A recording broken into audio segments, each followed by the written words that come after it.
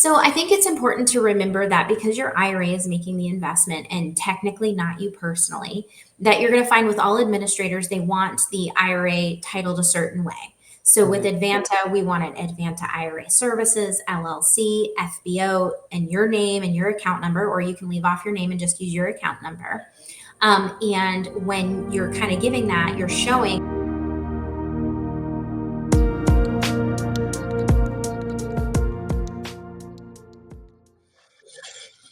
Hello, welcome to the Night Fire Podcast. I'm your host, Daniel Martinez. Today we have a special guest, Larissa Green. No, I'm just kidding. It's Larissa Green. But for everybody here, thanks for tuning in. Larissa, thanks for coming on the show today. How are you doing today? I'm great. How are you? I am awesome. I'm awesome. Excited to have you here. I am excited to learn about IRAs, which is what your specialty is. Can you tell people a little bit about you and how long you've been doing stuff with IRAs? And let's jump right into it. Yeah, absolutely. So I've been with Advanta for almost 13 years now. And really, my career in retirement accounts started with Advanta when I was hired way back when, as they say. I really just started helping out with back office stuff. So anything that they needed, the company was just starting to grow at that time. And they said, hey, we could use help with opening new accounts. We need help with getting checks coded for payment and things of that nature. And if you're not familiar with the self-directed IRA, there's a lot of that stuff going on in the background. So just very simply, a self-directed IRA holds a lot of different things outside of the market like real estate. And so you can imagine there are, vendors to be paid. So people are buying real estate and they need to pay painters and plumbers and electricians. And they have tenants paying rent and all of the things that go into real estate. And when you hold that real estate in an IRA, there's a lot going on in the background there. So when I started with Advanta, they just needed some help and I started doing that. And over time, really learning the business, I did a lot of different things. So I helped clients with investments, I helped with transfers and opening new accounts. And then about 11 years ago, I started in education and business development. And here we are. And it has been just really, I've had an amazing time with the company because not only have I been able to help people with their IRAs, but I have learned so much for myself. So it's really been kind of a growth opportunity for me as well because I now self direct my IRA. I like to do private money lending, but also I am in this unique position where I get to go to classes and learn new things, but also represent the company. And so that's a little bit about what I do, but I really enjoy working with Advanta, and I also really enjoy doing a lot of the networking that I get to do because of it. No, it's what is this? You get a if you enjoy doing your work, it's not really work type of That's thing. right. That's right. It's so true. Yes. It left my head somewhere. I don't know where it's at anymore. So for a new person, maybe they're not well off. Let's kind of talk into like the beginnings of an IRA when you start investing, your personal like understanding your life goals, all that basic stuff. For a lot of people, might not be at that stage, may not think they're at that stage. You know what I mean? What do you say to people that like I don't have a lot of money, but I think about these retirement future and investing with that, but Mhm. how do I like when am I ready? As the listeners listen to this, when am I ready to start an IRA? I think that's a great question. Just keeping in mind, I'm not, a tax advisor, I'm not a financial advisor, but what I would say is even if you're not ready to self direct, I would talk to your accountant about making contributions to an IRA. I would talk to your, maybe your local bank and find out more about starting an IRA because I think it's a little cliche, but don't we all say like we wish we had started sooner? And I think that Absolutely. that is so true. And, it doesn't take a lot of money to start an IRA. Self-directing an IRA doesn't take a lot of money either. But just in general, IRAs, it doesn't take a lot of money to start. And, if you're helping that retirement account grow before you know it, it's going to be in a position where you just didn't realize it could be in just a couple of years. And so I think that's important for everybody. And like I said, talk to your accountant about that and say, help me figure out how much I can put in monthly or maybe even just once a year, but help me figure out how I can do that so that I can start saving for retirement. I know you know this, but what are the limits right now for submitting to IRA annually? So if it's just a traditional or a Roth, and meaning an account for an individual, it's 7,000 or 8,000 if you're over the age of 50. There are other types of accounts that are going to allow you to put much more in on an annual basis. In some cases, 70,000, sometimes over 80,000, again, just depending on your age. But typically, you're going to see people using traditionals and Roth IRAs as the primary tool when they start out, and those are 7 and 8,000 for over the age of 50. Awesome, awesome. Now, I get that I've come across people with small amounts in their IRA. I don't know if you can give like 100% advice on this, but people struggle with what they can self direct into when they have small amounts because they feel like I only have $5,000 or $10,000 in an account. What options do I really have to invest in? And I know Mhm. there's a lot of cool like smaller things like that, but I'm really curious to hear because I don't know these things. I'm not in the Yeah. business. Yep, exactly. So we actually do see a lot of people using smaller amounts of money. And it's not just when you're getting started, right? Sometimes it's because you have funds left over, or you have income on an investment. And that might be a smaller investment that you have, and you have a little bit of income coming in. What do you do with it? But we have seen people really put on their entrepreneurial hats and really put that money to work. It could be as simple as buying gold and silver bars and coins. So Mm, right now we're seeing that option a lot. And sometimes you can buy smaller items, smaller, instead of buying a gold bar, you can buy a few coins or whatever it might be. So you can put, I don't want to say small amounts of money, but smaller amounts of money yeah. to work when you're buying something like precious metals. You can also, I see people buy like stock and startup companies, for example. So, I've seen people invest, just a couple $100 into things like angel investing and crowdfunding. So there are opportunities out there. Like I said, you have to be out there looking and kind of keep your eyes open for that. Something that we see a lot in real estate would be real estate options. So we're not talking hundreds of dollars, but sometimes low, thousands of dollars into a real estate option could work potentially. And you can also partner. So a lot of times people say, well, you can't commingle personal funds and IRA funds, and that's true. But you can partner, and so you can take that account, your smaller account, and partner it with financial friends who might have, larger accounts or larger amounts of money into a deal. Or you can do something like a wrap loan, which that might be maybe a little more advanced strategy, but it's definitely something where you can take maybe $1,000 or $2,000 and put it and wrap another existing loan or a loan that's being created so that you can have a higher gain. So again, some of them are going to be more advanced, but there's definitely ways to put that money to work. One of the questions I get a lot is, if you're just starting your Roth IRA or maybe your health savings account and you're just making an annual contribution, what can you do with that money? If you're already self-directing your traditional IRA, for example, or you're planning on moving an old employer plan, that HSA can partner with your traditional IRA or your Roth IRA or your children's Roth IRAs in order to make that money work and put it to work in an investment together. Mm. That's very interesting.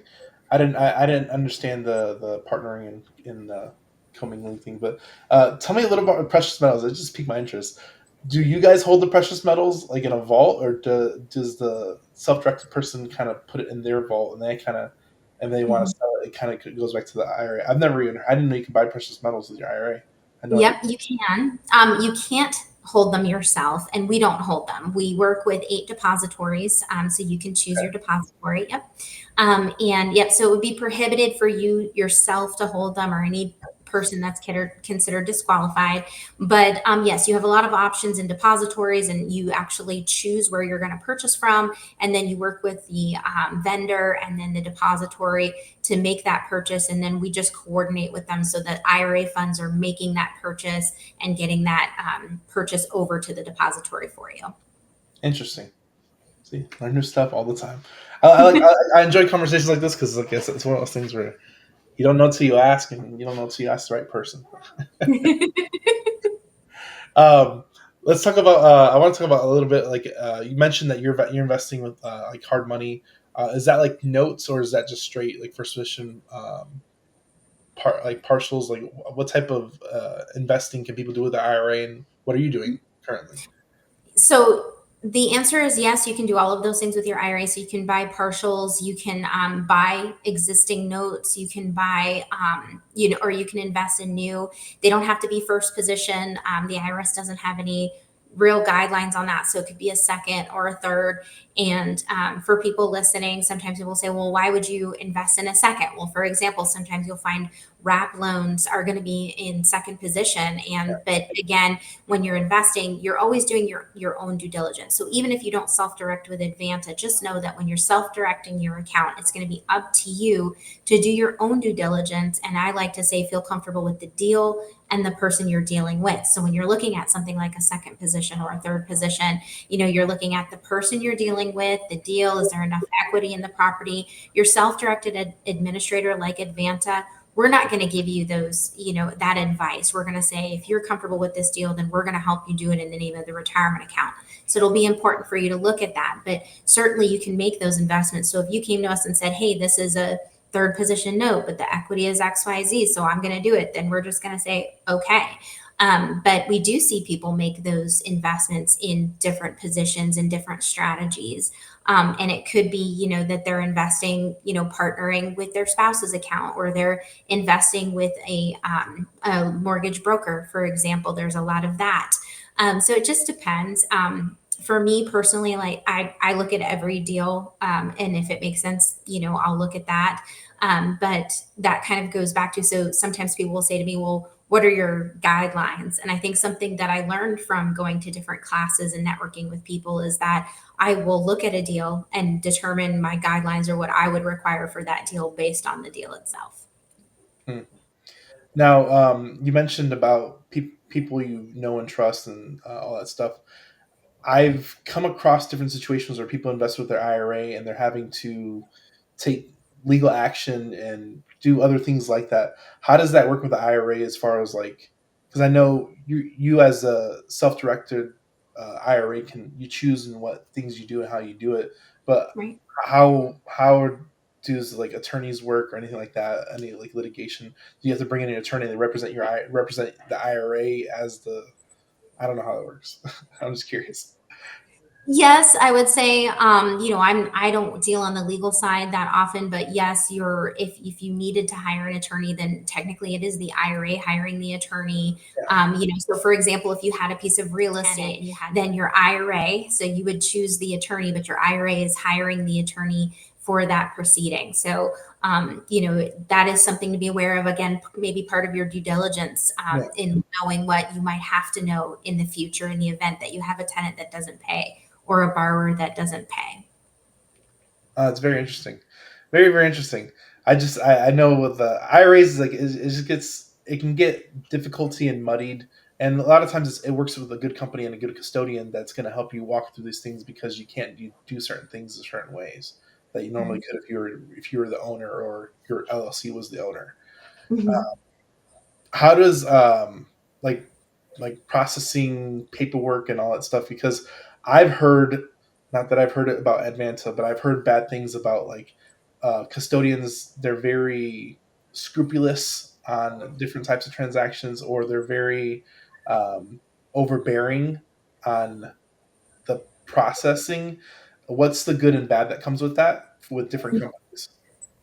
So I think it's important to remember that because your IRA is making the investment and technically not you personally, that you're going to find with all administrators, they want the IRA titled a certain way. So with Mhm. Advanta, we want it Advanta IRA Services, LLC, FBO, and your name and your account number, or you can leave off your name and just use your account number.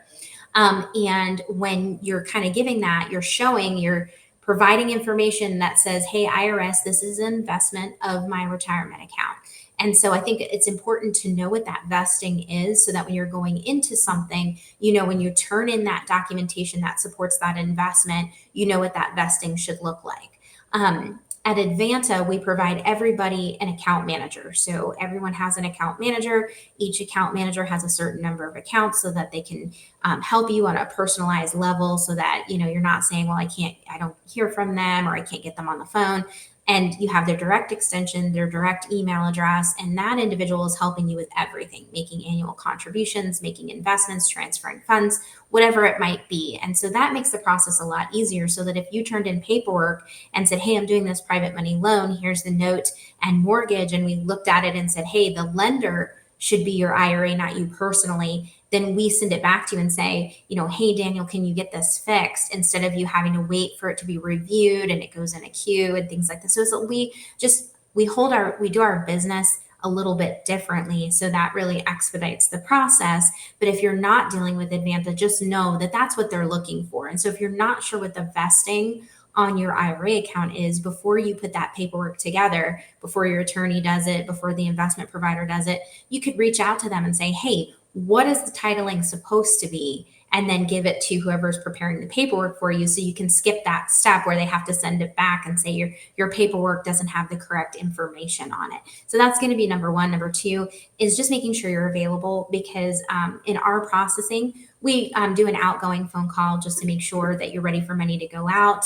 And sometimes that can be difficult. Some people work during the day, some people are overseas or traveling with family, whatever it might be. And so if you have an investment that you want to get done, make yourself available to your administrator so they can reach out to you and say, hey, this is what needs to be updated in order to finalize this transaction. And some administrators are going to be tougher than others. Absolutely. I hear the good and the bad. I'm sure you do too. I want to ask a question about what is this? Creating an account and transferring funds over. I've heard of some IRA companies, there's like a fee to transfer over, and account creation and stuff like that. Can you state what they are, or what the general state of that, what that is? So generally, you're going to have an account opening fee. Whether or not you have a transfer fee, I haven't seen those too often, aside from like wiring fees. So if you choose to have money sent by wire, you're going to have a wire fee. You can always avoid that by check. Typically, I don't see people opt for a check very often, but most administrators are going to have their fee schedule online. So you can look at our fee schedule on our website, advantaira.com. You can look at many of them online, so you can always do that. For account opening for Advanta, it's just $50. But as far as actually transferring money in, like I said, you can avoid wiring fees. You will have, when you're transferring money from another custodian, we kind of have to make requests the way they ask us to. So if they say, we'll only mail a check, for example, and there are some administrators out there, they'll only mail a check, and we'll usually let the client know, like, I know you'd really like this wired, but we can't request it by wire. We have to do it by check. Or some people will say, yep, absolutely, as long as they can, just wire it. I'd rather that money get there faster, whatever it might be. So it just depends. And then, depending on the investment and the type of account, with Advanta, you have two options on the fee schedule. One is a per asset type of annual fee, and then the other is based on total value. And one or the other might make more sense for you, really just depending on the types of investments you're making. So if you're doing, for example, a lot of short-term investments, if you're doing something where, you're doing one investment at a time, but it's long-term, it could make more sense for you to go with the first option or the second option. I'm glad you brought that up, as far as like the transaction fees and stuff like that, because I think people, they don't really account for that, because they might not know what they're doing. And can you change that annually, or how often can you change that, especially at Advanta? Yep. So you can change it when it makes sense for you to do so. But the per asset fee is billed once a year on the anniversary date of the investment. And the option based on total value is broken up and charged quarterly. So what we try to do is, when somebody is opening an account, we try to talk to them about their investment plans right now and see what makes the most sense for them, because you can see where, the other option charged quarterly, does it overlap? If you start out with annually and you go quarterly, do they overlap and you pay a little more in fees? Or maybe it makes sense for you to do so. So it depends. Usually I tell people, if you're starting out with one investment and it's going to go at least 1 year, then I would go with the first option. And then before you make the next investment, call your account manager and say, this is the investment I'm making. This is how much more money I'm going to add to the account in order to make that investment. And they can kind of walk you through what might make more sense. No, that's very good. It's very good. I think it's important to talk about like fee structure and everything like that because like I said, I talked to a lot of people and they're like, man, the fees kill me. Can we do something like can we do something longer? Can you roll it or something like that? Depending on what the fee is, and they'll just assign the loan or something.